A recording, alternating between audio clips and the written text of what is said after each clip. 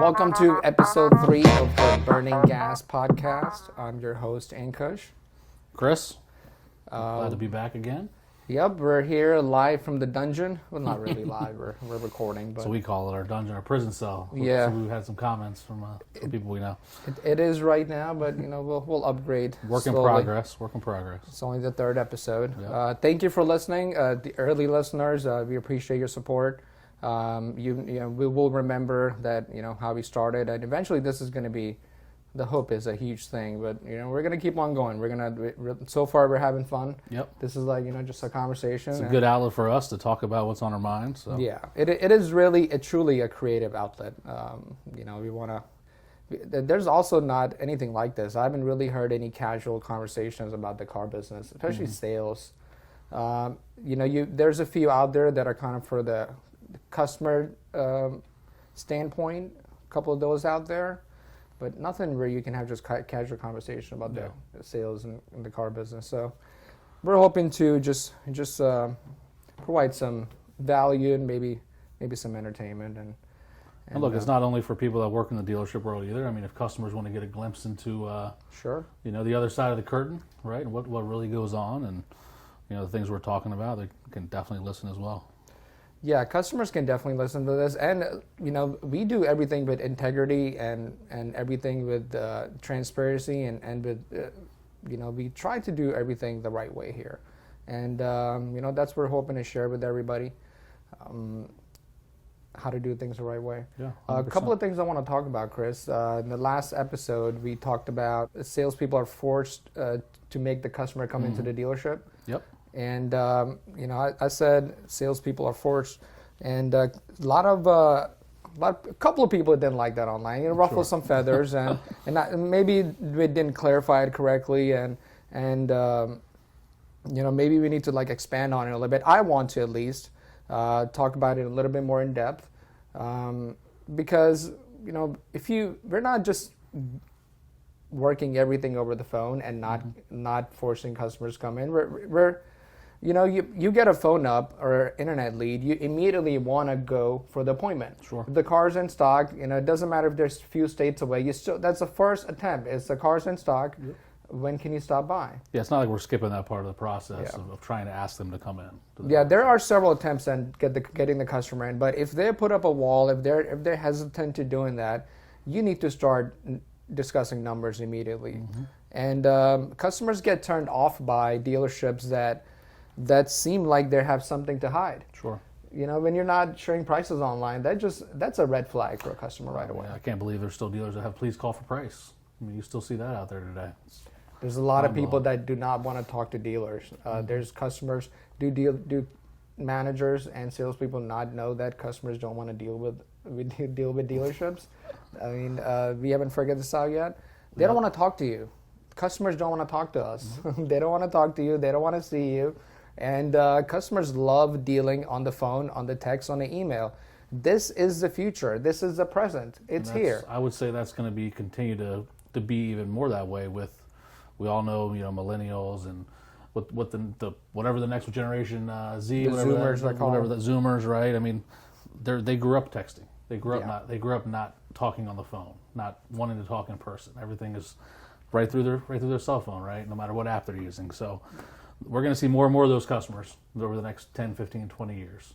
And if you're not doing it now, then you're going to be catching up when you start dealing. And they're going to be the biggest, in the next few years, some of the biggest base of car buyers we have out there. So, I mean, if you can't deal with millennials, you can't deal with the Zoomers, you're going to miss out on probably 40% of the car buyers in the market. It's already here. Most of the deals we make right now are through email, text, and phone. And not a lot of customers are coming in. We reach out to a huge market, and in order to reach out a giant market in different zip codes, you need to be great at working deals remotely. Your finance managers need to be great at going over product remotely. Your salespeople need to be great at doing that. And I don't know if any direct-to-consumer models are coming anytime soon.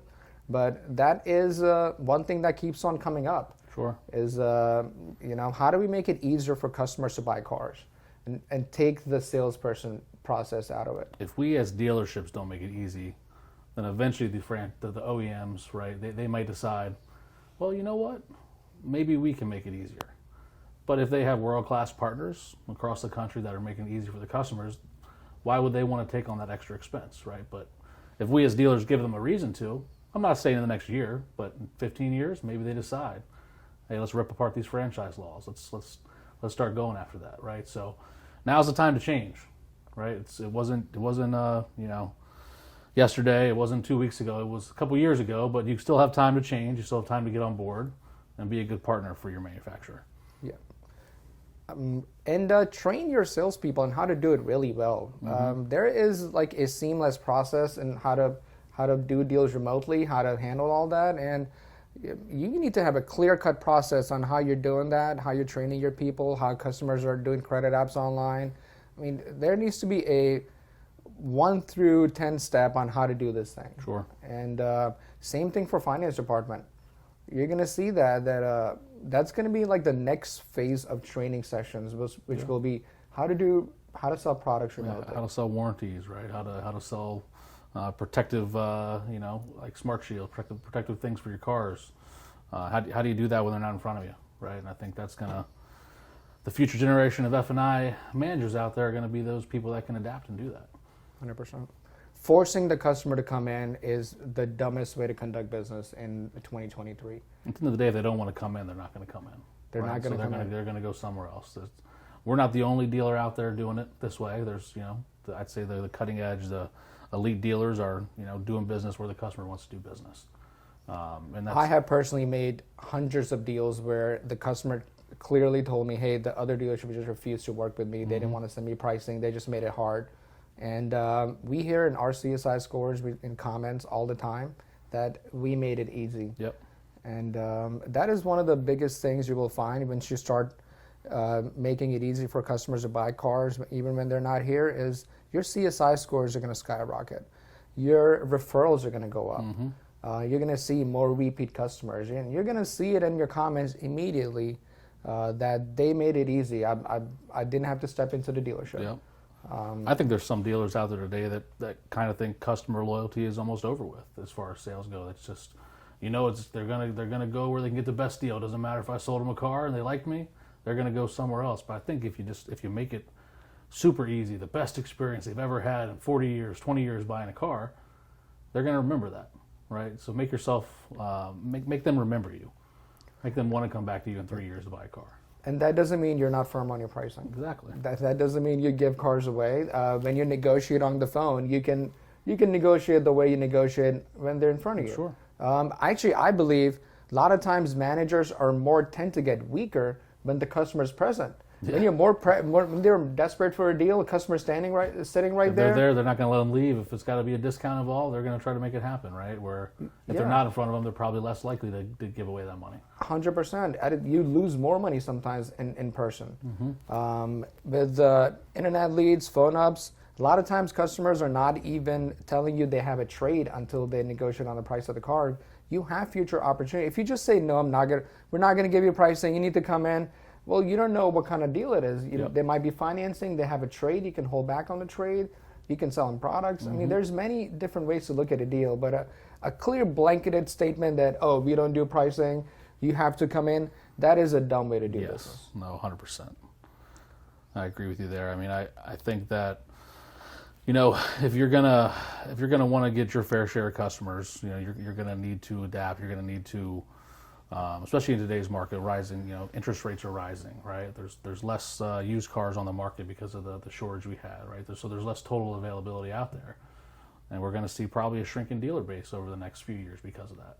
But if there's less customers, you should probably want to do everything you can to make things easy, to do it the right way, right? To get those customers. Because I always tell people, when we're training new hires, right? It's, that initial response in those first couple communications, whether you tell a customer, no, I can do this, or no, I can't do this.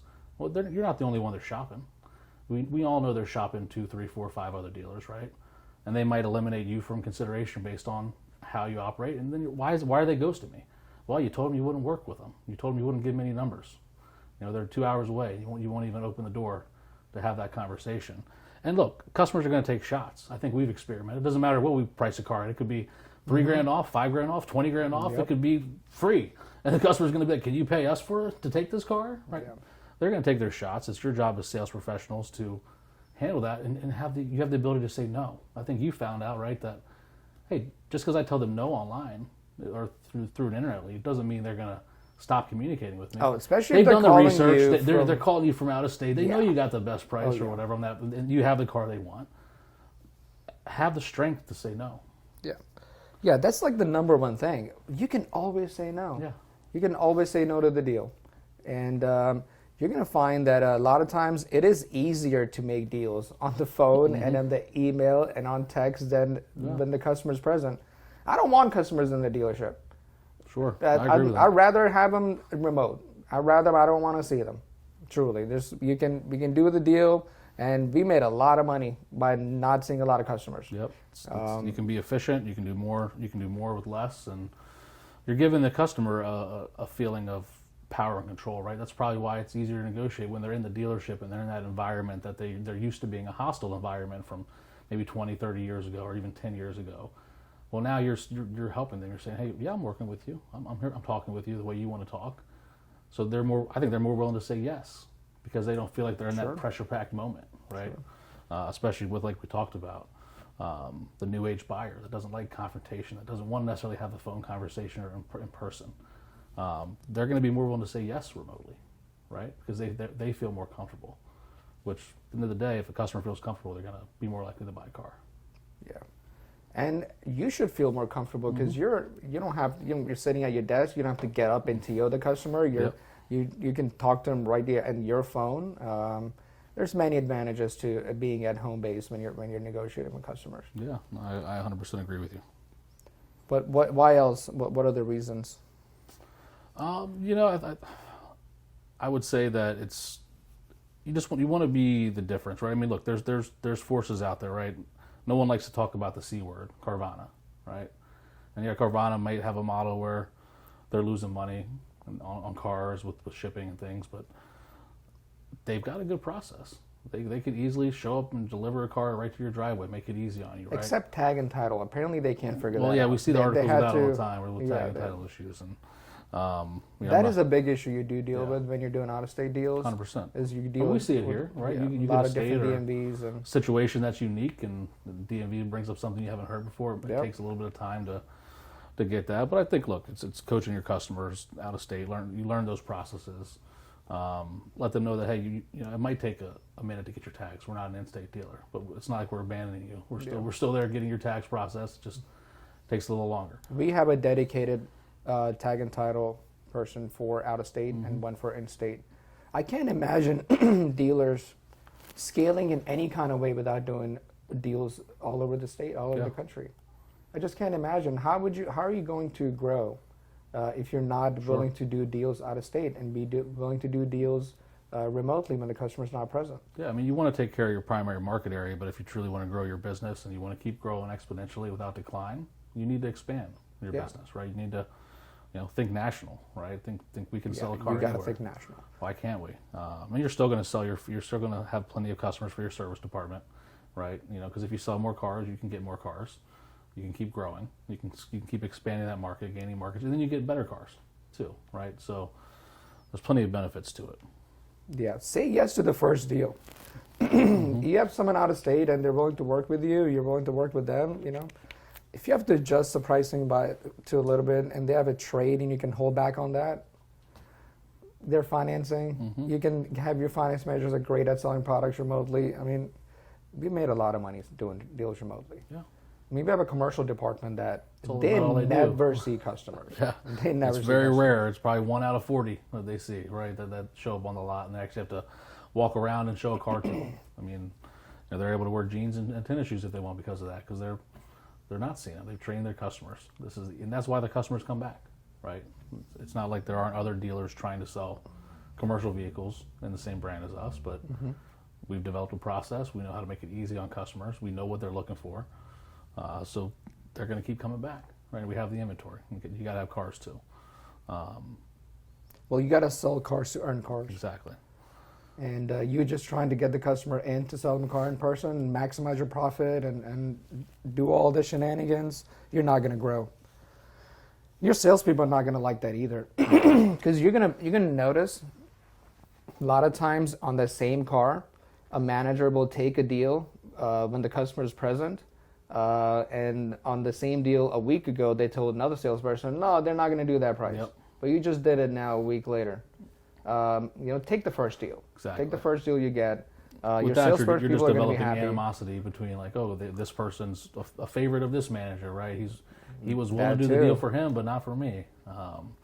So yeah, have consistency. Take the first deal if it makes sense, and it's what you would take.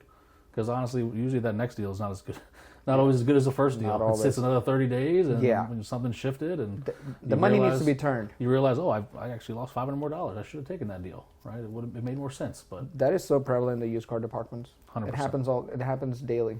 When I first started selling cars, I saw it all the time. It'd be like, look, it would be maybe an old age unit, right? It had been around a little while. It already was hurting. It already hurt, right? If you could feel the pain, maybe you're losing $3,000 to move that 70-day-old car, and you got to do $500 more to take a deal. But you're like, I'm losing $3,000. I'm not gonna lose another $500. And so many times I look up 30 days later and we lose $5,000. And you're like, hey, you probably should have just lost $3,500, you know? Yeah. And then you could replace that money. You could turn that money quicker, sell something that you can't make profit on. Right? Your first loss is always your best Always loss. your best loss. And my manager back then, he kind of would hang on to it, and then eventually he realized, he's like, man, just do the deal. We just need to make the deals because it's hurting me in the long run. Don't manage just in the present, right? You shouldn't just manage your business based on how you feel in this day or this hour. You should look at it and make a business decision. Be a businessman. You're not just a car guy. You're running a business. Millions of dollars. You're not a desk manager. You're not a desk manager. We talked about that. Desk managers are a dying breed. I'll keep saying it over and over again. If you're a desk manager now, you still have time to evolve. You still have time to become a sales trainer, right? You still have time to work with your people and make them better, to do other things for the dealership. You're still going to be involved with desking deals, penciling deals, right? But that shouldn't be all you do. That's a small part of your job. Yeah, that should be the smallest part of your job. And you should train your salespeople to be able to bring you a desk deal and have you just look it over. Oh yeah, it looks good. Or well, hey, maybe we need to adjust this here. Then you can tell them why. There's a lot of dealerships that are really far away from that. Yeah, 100%. I don't know. It was probably a good segue here, but we talked about one of our new hires, Ralph, podcast 1, episode 1, I believe, right? And I just want to talk about the power of training, right? And I think it's important where a lot of dealers miss the boat these days is they're looking to hire 3 sales reps, right? I need 3 sales reps to sit on my desk and be on my floor. They bring in 10 people. They put them all in a room. And then they expect 3 to be there in 30 days because they don't care which 3 it is. They're just going to hire a mass. They're going to throw them out to the wolves. And they're going to see if they stick, see if they make it, see if they can adapt.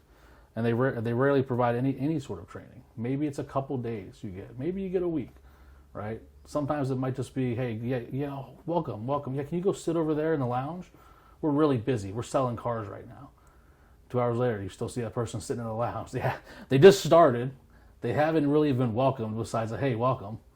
No one's acting like they care if that person's going to succeed from the first hour, right?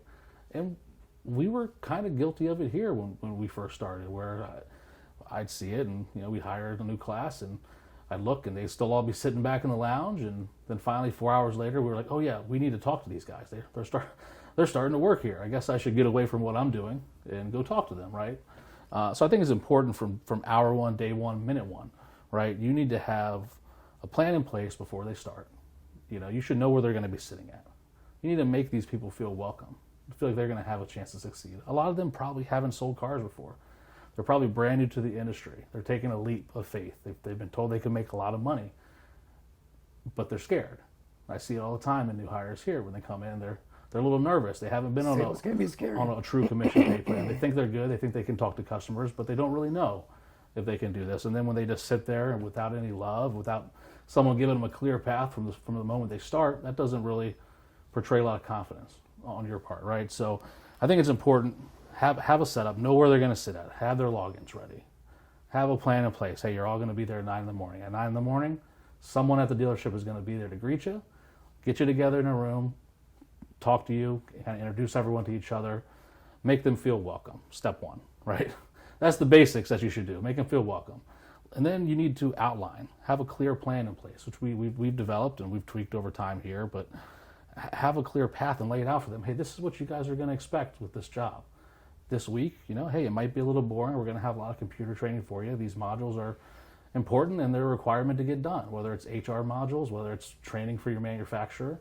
It's got to be done. And you want to get it knocked out so you can also get into the real meat of the training, right?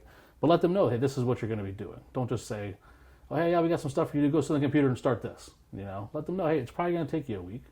If you need help, or we're going to break it up. And I would say don't always just sit them there for a week. Okay, that first day, maybe they're focusing on computer training. Next day, you get them in a classroom and you give them some knowledge, right? And then you get them back to the computers, break their days up. Everyone learns differently. Some people learn by doing things. Some people learn by listening and seeing. So you want to also adapt your training style to meet all those criteria, right? But it's important to lay that process out and let them know this is what you can expect for your first 30 days.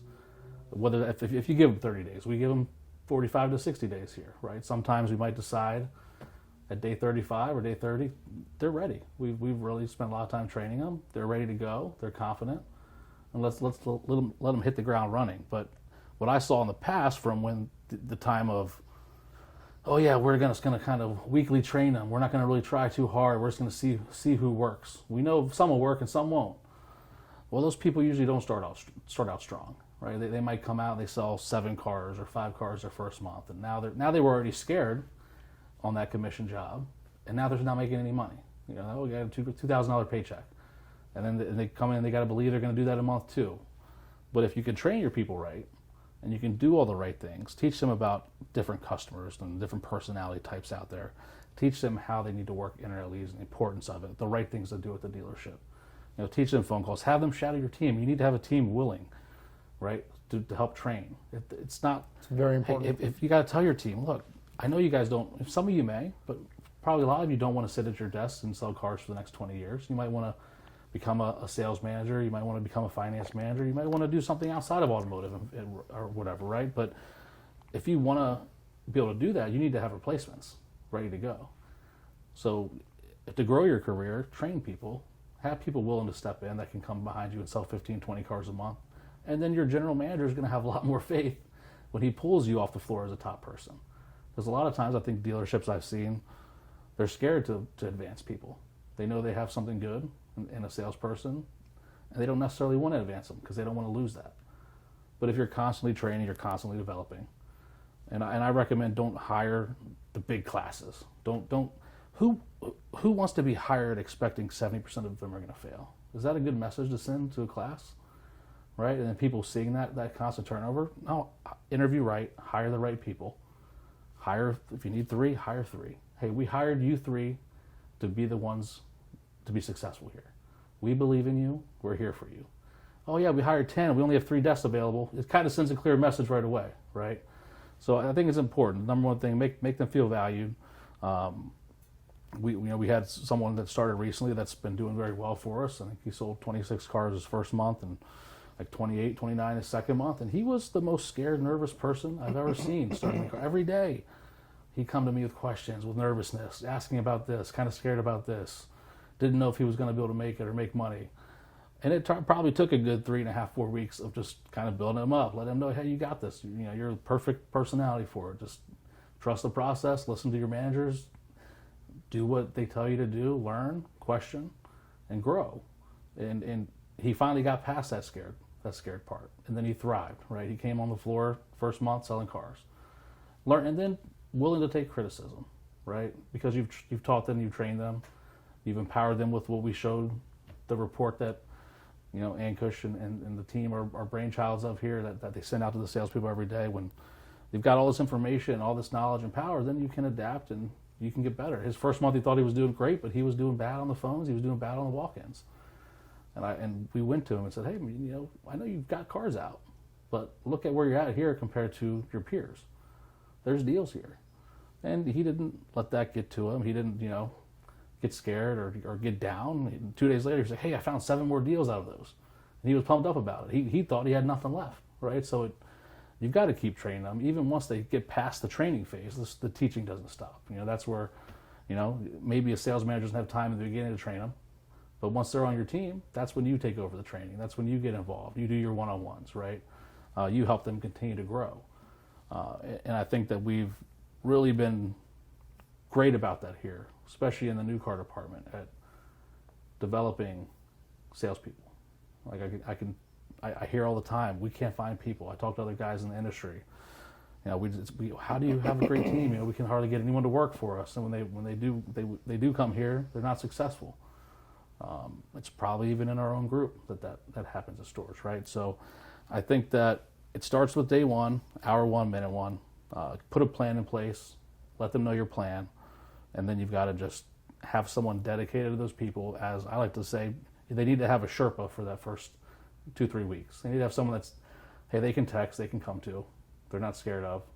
That's their person that they can talk to. You need to have a go-to person, because if not, they're going to be nervous around managers. It's most dealerships, there is a power structure, right? And you can always kind of sense that and feel it. You just know, hey, I'm probably just going to avoid this person. I don't really want to go ask them questions. I don't want to sound dumb as a new person. And they're not going to learn that way. So have someone that say, hey, it doesn't matter. I don't care what questions you have. Ask me anything you need. I'm here to help you out. I'm here to make you feel good about the job. And at the end of the day, you've got to have someone that believes that they truly want to make someone successful. Because you don't want to have someone that's training them that doesn't believe that they can make them successful. Anyone that goes through our training program, I tell them, look, if you do what we tell you to do, and you follow these steps, and you follow our processes, we will make you hundreds of thousands of dollars a year. I know that. I believe it. I'm confident in it. Trust me, you will be there. And then usually that first month or second month, they're already there. And they're like, you were right. Yep. We can do it. And once you get to that point, there's no turning back. There's no going back. They get a 2 jobs. Big paycheck. They make $15,000 more than they've ever made, in a month in their first couple months, and they're like, okay, now I'm all in. Mm-hmm. So I just want to touch on this: train your people. Don't just train them when times are tough. Don't just say, oh, well, now that there's not necessarily a shortage of new cars, or now that the market's tougher, maybe, or the rates have risen, there's less customers looking to buy a car. Now we need to train our salespeople. I see that all the time. That's like the topic. Train your people. You should have been training your people when the times were good. Training never stops. It never stops. Never stops. It never stops for elite athletes. It never stops for the best performers in their industries, and you should be doing the same. You should be training, reading, listening, and absorbing everything that has to do with your job. A couple of takeaways. Number one is hire right. Yes. Hire people that are right. Just go put them through several steps of interview processes. Have all your managers talk to them, all your finance managers talk to them, have your salespeople talk to them. It doesn't matter. Get opinions from several different people. Do several different interviews. Hire right. Second is have a dedicated person. Yep. Have a dedicated person that they can go to. Like you said, luckily we have you here for that. At most dealerships, it's going to be a manager, and they need to be communicating with them. That's number 3. You need to communicate with your salespeople. Yes. That is why your salespeople are scared. Your new hires are scared. It's because you're not approachable. Mm-hmm. We talked about it in the first podcast. Managers are not approachable. They're sitting on a pedestal. They think they're too cool to get involved in training salespeople. The deals are too important, right? I'm in the moment. I'm working the deals. I'm making money. We'll get to you when we get to you. Well, right? These people are going to make more deals. Yeah. These are your salespeople. You need to embrace them and guide them and hold them and really understand that the hiring and training process is going to be the most important thing you do as a manager at a dealership. Yes. It is not desking deals. It's not closing deals. If you hire right, train right, your salespeople are going to do all your work. Yep. Like you always say, the better people you have here, right, and the more you've trained your people, it gets easier over time, right? It's not as stressful. You're like, we're selling 3 times the cars, and I feel like my job isn't as hard as it was when 100%. I didn't have a good sales team, right? So if put the time into them, so that way you're not always having to focus on, I've got to make this deal, I'm right involved in this deal. And if you don't have the time to train people, then you probably should hire another manager. right?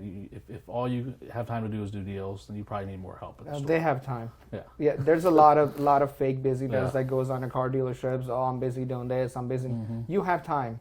You work 8 hours a day. You have time, 30 minutes to train your people. 100%. If you don't, come 30 minutes early. Get them in the store 30 minutes early. Have a morning training session.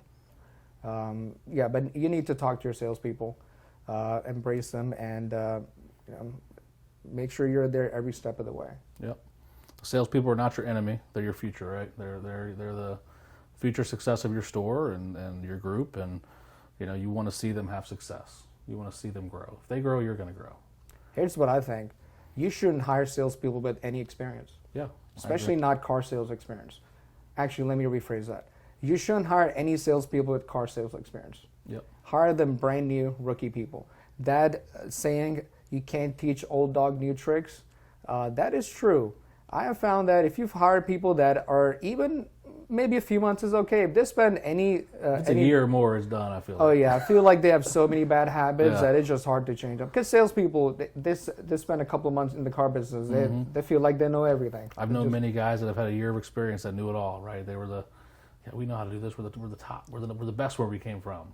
Like, you've been doing it 12 months, man. Relax. Yeah, 12 months is not a long time. You need to learn still. You need to adapt. You need to learn our way. Yeah, it's good to have confidence in your abilities, and you don't want to shoot them down, but there's a lot of managers are just not treating their salespeople right because they think they're too cool. Mm-hmm. I mean, I've seen managers get hired from other stores at places, right, and they go to the sales floor thinking, I'm going to be the 30-car guy, I know it all, and 2 months later they're out of there because hey, they knew it all, but really they didn't. They didn't know it all. They couldn't adapt to that floor, that process, that store. So yeah, I agree with you. It's just get people that you can mold from day one. You can teach them the right way. There's no bad habits, nothing they can fall back on. And it's not to say anything bad against current people that are selling cars, because I would say, hey, yeah, if you want to hire our salespeople, you should probably do it, right? I mean, it's got to be the right salespeople, and you don't not want to interview people, right? You still want to. You might find a diamond in the rough occasionally. But I think you're going to have a lot more success by having someone that's brand new to the industry. Getting people from other hospitality industries is great. People that have some level of customer service, right? But as long as they've got a personality, they're confident, they have a good work ethic, they show up on time, they're coachable, you can make them into a 30-car salesperson, right? I always say it's not rocket science. It's basic blocking and tackling, but you just got to be able to do it, and you've got to be able to survive those first few months, right? If you don't survive the first few months, you're not going to make it in the car business. So it's those first 2 months of a new salesperson is the most important. If they don't have success, then they're going to leave. In month 3, they're going to be gone. If they're not making money in those first couple months, they're not going to feel like in month 3 or 4 they're going to make money. They were promised it was going to be big paychecks and big paydays. But that's why it's important where you get them off on the right foot from Jump Street, right? So that's really all I've got on that topic. What else you got today, Ankush? So I want to talk about some qualities that salespeople should have, and I believe there's one clear one that they need to have in order to be great at sales, car sales, and that is having thick skin. Mm-hmm. Being able to handle rejection is the number one quality you can have as a salesperson. Because as a salesperson, you are going to face rejection not only on a daily basis, probably an hourly basis. Yeah. You're not only going to face rejection from customers, you're going to get it from managers, you're going to get it from finance managers. It's going to be problems all day, every day. It's, you have your good, easy deals every now and then. A lot of deals, most deals are a lot of no's. Being able to handle a no is very important. Sure. Being able to, when a customer says no to you and not be discouraged, is a good quality to have. And that can be developed. Sure. You can develop the illusion of a loss when a customer says no. We've all had customers say no many times and they ended up buying a car. But you also had many customers that said no and they didn't buy a car. And you should be okay with that. Yep. And that comes with volume. that comes with a lot of volume. The indifference of not caring, not relying on one deal to make your month, Yes. Or make your week. That is, you need to work with that type of mindset. So in order to be able to face rejection and be able to take no's, in order to work with indifference, you need to develop thick skin and sell a lot of cars. Yep. And that the volume brings you confidence that you normally don't have. When you only have a couple of cars out and you're so desperate for one deal, you're gonna probably resort to some sort of begging to the customer. It's always easier to sell cars when you're selling cars, right? When you just sold one every day of the week and you're going to do that next one, you just, I've been there. You have more confidence. You feel great about yourself, right? You feel like there's no way they're going to say no to me, and the customers can usually read that. They get excited. Yeah, they're ready. They are trying to buy a car. They're happy about it, right? And I think car sales is a lot like baseball. You got to be good at failing, right? You want to be closing as high as you can, but let's say you're closing at 35% total between everything: internets, walk-ins, phone-ups, right? That's 65% failure. You're failing 65% of the time, but you could be a Hall of Famer in the car business, right? Just like a baseball player can fail 70% of the time if they're the best hitter on their team. Right, and those guys might strike out 3 times in the game, but the next time they get up, they don't believe they're going to strike out. They think they're going to hit a home run or get a hit. So yeah, I think volume and then just being able to sell cars, even if you are, because with volume you still might be failing a lot, and you still get a lot of no's, but you're selling a lot more, right? So versus like being a 10-car sales guy, you're selling a car every 3 days. It's hard to keep your confidence up when you've been told no 30 times and you've only been told yes once. But if you've been told yes 6 times to 40 no's, you feel good. You got 6 cars out, right? You do that every week, that's 24 cars. You've still been told no a lot. And I think also just being able to look, sometimes customers, maybe aren't the nicest. I mean, I'm not saying customers aren't nice, but sometimes you get a customer that's a little angry or they're upset, or maybe they were treated poorly at a couple of their dealerships, or maybe you're working an older customer that contacted you a while back that had a bad experience with someone else there, and they take it out on you the first time you reach out to them just doing your job. You can't let that get to you. You can take nothing. You got to have thick skin. Like I tell people that get upset. I'm like, look, what does it matter? You just got to not even worry about that. Yeah. All they are is an opportunity for you to be able to sell a car and make money. And if you can't sell them, the next one you're going to have an opportunity to sell. Right? You got to take your swings to get your hits. Right. So if you're not getting told no, then it's hard to get told yes. Yeah, being able to keep on going after hearing one no after another is a prerequisite to be great at sales. Mm-hmm. And when you're selling with fear, when you really need that deal, customers can feel that. Yes. Customers can sense that, and that's a big turnoff. Customers don't like dealing with salespeople that like to beg. No, they like to work with confident salespeople that almost have like a indifference. There's just, you carry yourself different when you don't really need the deal, but you want the deal. It'd be really nice to have that deal, but if you don't make the deal, okay, it's not the end of the world. You're still going to be able to eat. You're still going to be able to pay your mortgage and live a good life, right? And having the right attitude, not getting down in the dumps. Not living in pity city. You need to. I heard a saying that you can visit pity city, but you can't live there. Yeah, you can't stay there, right? Yeah, you can't stay there. You gotta get the right. You gotta find a way to renew yourself, reset, refresh, and then go at it again. And the best salespeople I see are able to reset several times a day. You need a reset button, a little like maybe probably have a saying to yourself, okay, now I'm gonna reset.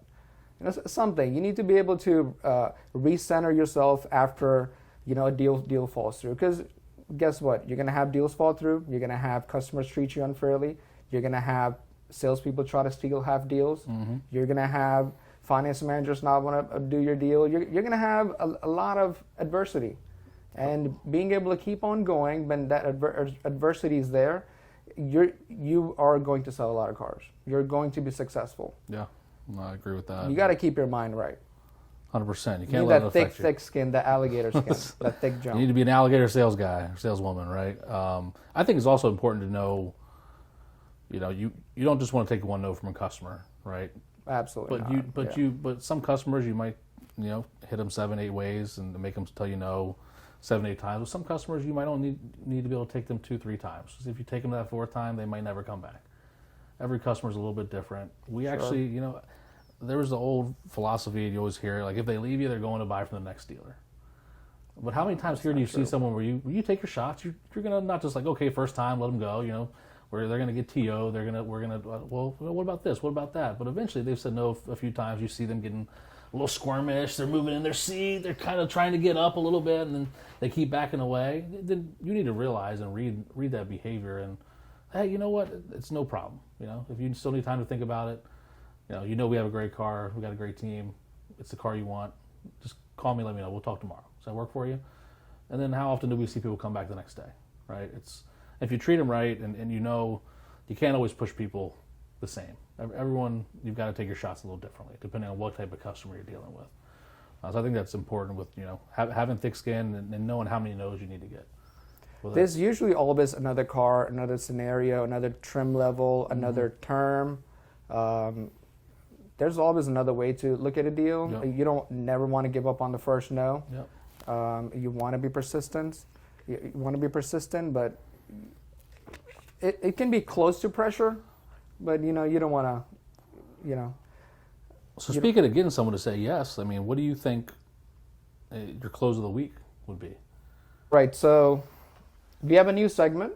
We're going to do a weekly thing. It's called Close of the Week. We'll give you some sort of word track or close to help you make a deal, help push it further, and maybe reduce your loss, increase your profit. One of my favorite things to do with customers is, a lot of times when you agree on the number and you put them in finance, that's a done deal. They're doing the credit app, they're filling out paperwork. You kind of know in the back of your mind that's a done deal. So the goal is to get them to sign on the paper, fill out all the credit app, have them sign all the WIOs, all the privacy notices, put the folder in, make it look like they're buying the car, and then put them in finance. And 99% of the time, that's a done deal. So one close to say is when they're trying to negotiate with you, you just simply say, John, I know you want to be at a certain price. We're just too aggressively pricing this deal. Let's do this. Can we agree on this number here, contingent about rates and payments? And when you go talk to finance, if the rates or payments are not to your satisfaction, I wouldn't expect you to buy. Is that fair? Yeah, that sounds fair. Let's take a look at it. All right, sign right here, and I'll get your paperwork ready. You want to try that. A lot of times you'll find that customers are going to be like, okay, well, depending on rates and payments, I'll sign. Yeah. And then you're also giving them an out. Sure. You're letting them know, hey, if you're not happy with the rates and payments, I wouldn't expect you to buy. Like, you can leave anytime. I like to tell them that, too. It comes down to affordability for the customer, right? Where maybe they're negotiating on a bottom line number, or I wanted to be at $40,000, but really most customers have a payment, right? Most customers aren't paying cash. They've got finance, they've got a budget, right? They have something in mind they're trying to get to. So a lot of them don't even know what the payment is for a $40,000 car, $30,000 car. They might think it's higher or lower. But if you can at least get that soft commitment on those numbers, right, with kind of taking it away like that, putting it into finance, then I can afford that. This is more of a real number. $600 a month is more real to me than $40,000 because that's what we're paying monthly. And I think that's probably why when you do that close, more often than not, you're going to see them continue and take the car and complete the finance transaction. Every now and then, maybe someone blows out where you got to find another car, another vehicle that's maybe a little bit less expensive, maybe has a few less options. But I think just for the type of customers that are in the market that you're dealing with, and knowing that most customers are payment driven in some capacity, it's a great close. A lot of times they're also just taking a shot, and you kind of like circumventing that shot by you're putting it on a different shot, right? You're like, let's not even talk about the price. It's fine. We're discussing the payment, right? Well, that's what matters to you. You're basically telling them that the payment is what matters to you. I know if the rates and terms are agreeable, right? And that's really what they were worried about, and that's probably why that close works. Because at the end of the day, they might not tell you. They're probably watching a YouTube video where they're told not to talk about payments. But look, at the end of the day, a dealer's not out there to, or at least this dealership, right, is not out there to hurt you. Like, if you tell us what your affordability is, what you're trying to accomplish, then we can try to help you accomplish that. And we can give you the realistic path of, hey, this is the vehicle you need. This is the trim level that would fit into your budget, based on, just if you look at what the numbers would be at 0% on this car, this is what your payment would be, right? Now, if you add some interest in there, it might be a little bit higher. but you're giving them an idea. You're closing on affordability. I tell salespeople all the time when they start, those are the kind of questions too you should be asking on the lot. And some customers might say, well, we don't need to talk about that. No, the payment doesn't matter, right? It's all about the price. But if you just start asking those questions as a salesperson, usually you'll find out that, I'm trying to be around $500 a month. And then you realize you're looking at a $70,000 vehicle that's with no money down, no trade, is probably not going to be anywhere close to $500 a month, right? And you don't want them to fall in love with a car that they can't buy. Yeah, my general rule is not to talk about pricing on the lot, but if they're open, they're sharing with you, you're not landed on a car yet, they're sharing with you what kind of payment they want to be at, then you kind of want to show them the right car that fits their budget. But most customers nowadays, they know exactly what they want. They're coming in for that specific car, and a lot of times they're just taking a shot. They're sitting in front of you. You probably have the right price already. You have the right car, so take advantage of that.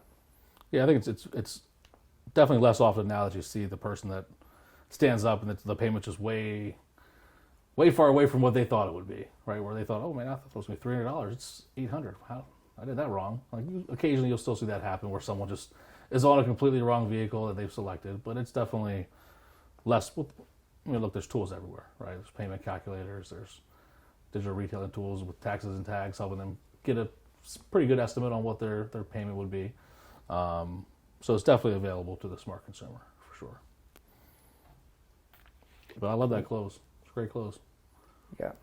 Wouldn't expect you to buy clothes. I think we should put those closes, you could probably post them individually too out there for people to see. We will. That way any of you salespeople watching that want to take some of Ankush's master closes can have them right at your fingertips. Make sure you follow us on Instagram and YouTube, TikTok, Facebook. At Burning Gas Pod. We're on everywhere. Spotify and Apple, right? I don't think we really told everyone where we're at. We're pretty much everywhere. Yeah, Spotify, Apple, Amazon. Having a little trouble with Google Podcasts. We're looking into that. But anywhere you listen to podcasts, we should be there. This should also be on YouTube. Yep. And follow us on Instagram. Yeah. If you like what you hear, share our content. We'd appreciate that for sure. One thing I also want to talk about today, and I know we had debated, I didn't really have any non-automotive topics at this time to talk about. I've just been consumed by automotive this week.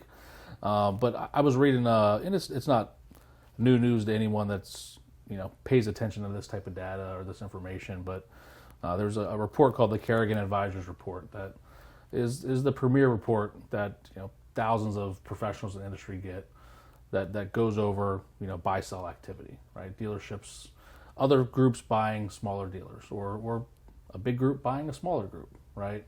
And we've continued to see a huge increase over the last 3 years in a consolidation of the groups, of the names you see on the buildings out there. We've recently gone through that transition about a year and a half ago here, where we were from a smaller group and we're now in a bigger group. And I just kind of want to talk about that shakeup and kind of how I see the future of automotive in a way. I mean, really what I see is, you see stores like Lithia out there that have hundreds of dealerships. Like, I think they have like 230, 240, whatever. They may have more. I don't have the exact number, but they just keep buying. I read a stat by like 2025, they're going to have their name in front of 95% of the country, like within 25 or 50 miles. Like they're going to have a store and everywhere, basically, because they're just expanding across the country. And they're not the only group that's doing that. There's a ton of the publics that are doing that. There's a ton of private groups that are doing that. It's really an arms race to acquire stores right now. And I think it's important to know that, that doesn't mean you're going to be replaced or your store is getting closed down or, going out of business.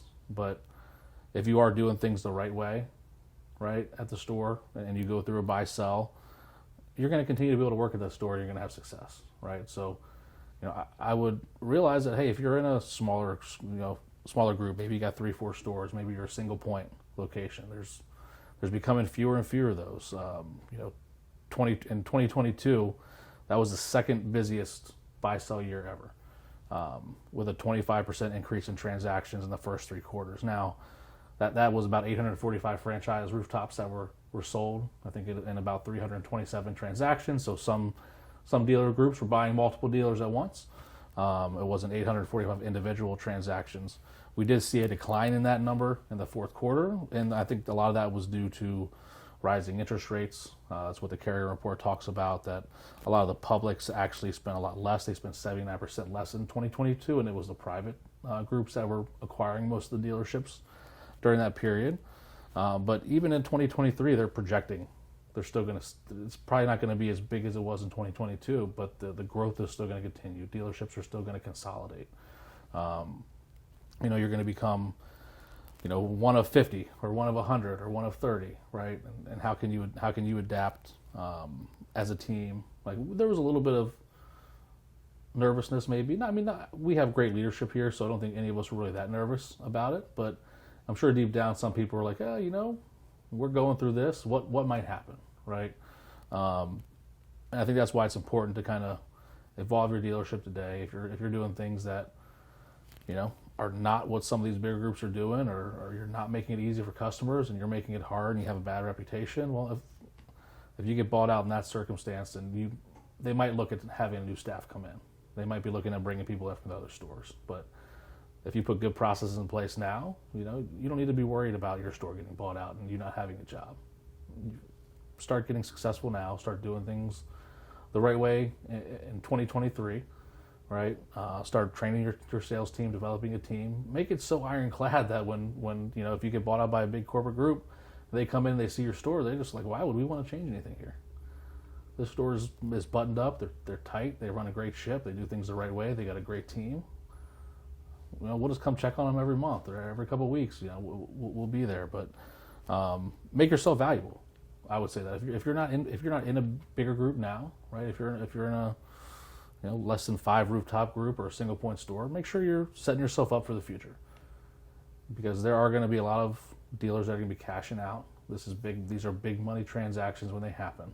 There's millions and millions and millions and millions and tens of millions of dollars on the lines for a lot of these franchises, right? You have single franchise successful stores, $40, $50, $60 million to acquire these days. It's getting more expensive to acquire. But just be ready for it. It's definitely coming. It's been a trend that's been happening for the last 5, 6, 7 years. And, I would follow this Kerrigan report. They come out with this report quarterly, so you can always keep an eye on what's going on out there. But I guarantee you right now, there's every dealer group in the country that plans on being a dealer group in the country in 20 years is looking at how they could acquire stores. So, it's going to happen. Eventually, there might, 50 years from now, only be 20 groups in the whole country, right? And they're the 20 groups that have all the 20,000 franchise dealers are all in 20 groups, right? So, be ready for it. It's coming. But that's kind of what I want to talk about. And then we also had some recent news we were talking about this morning about Jim Farley and Elon Musk, right? Yeah, they were on Twitter Spaces, and they announced that Ford customers will have access to 10,000 Tesla chargers. So I think it's a win-win for both parties. Tesla customers get exposed to Ford customers, Ford to Teslas, and the more EV adoption, the faster the EV adoption is just better for all. Yeah, I think we talked about that in one of our previous podcasts, just like the infrastructure, right? It's still, we could say it's, hey, yeah, it's great out there, but you can get to certain areas of the country when you're driving, it's not that great to charge your car. We need the electrified tar. We need to electrify the roads so that as they're driving, the rubber meets the tar, it just starts charging the car. Who's working on that? Somebody. If you are, let me know. Some Stanford kid needs to work on that right now. Someone smart is. Look, I know they can electrify shops, right? They can electrify floors in shops. That's possible, right? So now there is, when you're putting it on public roads, there's some more things that go into that, right? I think there's some more things that need to be done. I'm not an expert. I'm not a guy from Stanford. I'm not an electrical engineer. Oh man, that can go so wrong. Yeah, it's got to be done the right way, because it's different than being in a private facility, right? When you start talking about, hey, we're doing this for millions of people to drive on, we got to make sure the entire 101 gets electrocuted. Yeah. We don't need it. We don't need that happening. But I'm sure it's possible. I'm sure it would cost a lot of money, too. Oh yeah. So I don't know how that's going to affect our pockets. I don't know if this is feasible. I don't know if we want it, because I think we might pay more taxes if we have to electrify all of America's roads. Yeah, that could be expensive. I think we just need a lot of chargers, a lot of places. They need to be like gas stations. Make it easy. Yeah, every gas station should have. And charge needs to be like the distance to empty needs to be so large that it just becomes undeniable that you need a electric car. Yeah, and I think improving batteries over time. Right, that's something that they need to keep working on. Is, maybe 350 miles might sound great, but who really wants to charge their car all the time? Right, it is a process sometimes. It's something you got to think about and remember. Right, to plug it in. So being able to get even more extended range out of a battery, that's going to make you have less charging time, making the charging faster. What happens to all these dead batteries from electric cars? It's a great question. I have no idea. Are those recyclable? They everything I've heard is that they're recyclable. But they are. I did see something though about this. I think it was Farley that said it too. Was I think I saw some automotive news. Battery sizes are getting too big, and I think he made the comment that he's starting to get worried about, being able to recycle batteries as big as they are. Yeah, so I think I read somewhere he made a plea basically to manufacturers of batteries. Are EV cars really that green? Yeah. Like the work that's required to get the materials to make these cars, are they really environmentally friendly? Yep. And I'm not a climate expert, but I think it's something we're going to learn over time. Sure. Right. I think there's too much invested that it's not like they're never going to go away. Especially when you have Jim Farley and Elon Musk. Yeah. We got them collaborating. You got two geniuses. They're breaking down the barrier from an original manufacturer to a Tesla, right? Like the direct-to-consumer model. They're having conversations. They're talking about how they can make it easy for people to drive electric cars. And at the end of the day, it helps Elon, because if people overall think it's easier, right, it's going to help them buy more Teslas. Also, right? Ford is pretty sure they're paying Tesla every time a customer charges. Yeah, wouldn't surprise me. Yeah. Well, I mean, Ford's definitely trying to make it easy. They have their Blue Oval network, and now with this, I mean, I don't know if there's another manufacturer that can really rival what they've built as far as a charging network. By being able to partner, I mean, is anyone else partnering with Tesla in that? I haven't heard that. So I mean, we know that Ford they've got a good network. They've been working on growing it, but now they're partnering. I think Elon knows that Jim's a smart guy. Yeah, he's throwing his hat in the ring with them, which is it's good for anyone working at a Ford dealership. That's true. I would say. So. Have you seen the new Conor McGregor documentary? No, but I want to. I heard you talking about it. Yeah, it's. I do love me. I don't know if I love or hate Conor McGregor. I've been on both sides of it sometimes. Yeah, he's a controversial figure. He's a great. You watch him, right? And you pay attention to what he's doing. Yeah, I mean, I try not to look at the. That's not the right. I try to not even ignore, but you have to overlook the bad sometimes, because you don't really learn anything from that. You learn not to do that, but I think each salesperson probably needs to study Conor McGregor.